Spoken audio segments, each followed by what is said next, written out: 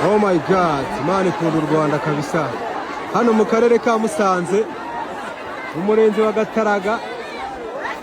Ewana, ahantu kw'ishyamba kabisa. Ahantu kw'ishyamba bumve ko hano ari ku Kirunga. Ahangaha mureba abaturage.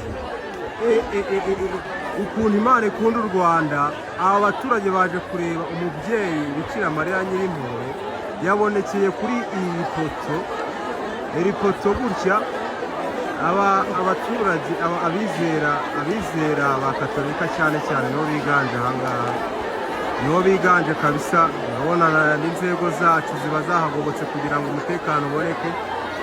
Abaturage barishimye kubwo uwo mubyeyi wabonekeye. Siho honyine, hari ahandi yabonekeye, kandi yabonekeye ku biti bibiri. Amafoto ye abaturage bari kuvuga ko agaragara cyane kuri iyi foto. Reka nkomeze nzimunge turebe ko muza. Abaturage rwose barishimye, ariko abaturage ibihumbi n'ibihumbi byaturutse hirya no hino byaje kwirebera umubyeyi Bikira Mariya wabonekeye. Si we wenyine kandi na Kristo ishusho ye iragaragara kuri iki giti. Nk'uko rero mubibona,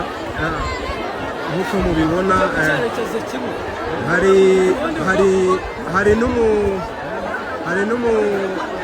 n'umupadiri yaje gutanga umugisha rwose.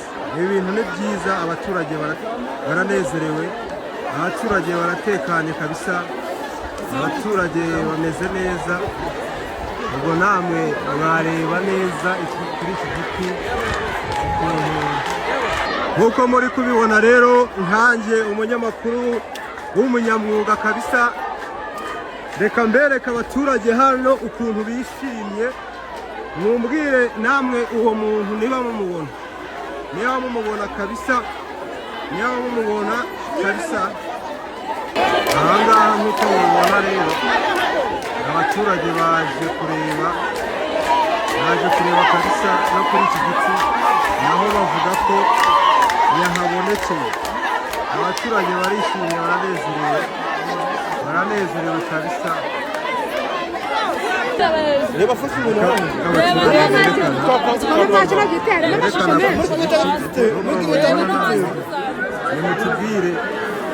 nimutubwire niba mumubona kuri iki giti. Kuri iki giti